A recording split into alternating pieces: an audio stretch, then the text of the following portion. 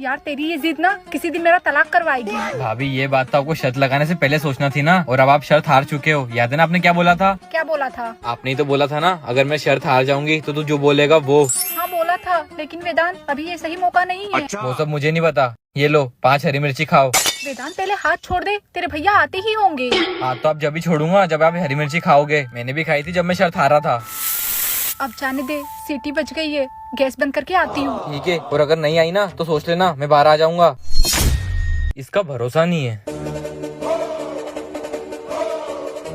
भाभी रुको। छोटे नहीं नहीं, देखो तुम्हारा भाई मुझे कितना परेशान कर रहा है, जबरदस्ती हरी मिर्ची खिला रहा है। साले तेरी इतनी हिम्मत मेरी बीवी को परेशान करेगा तू?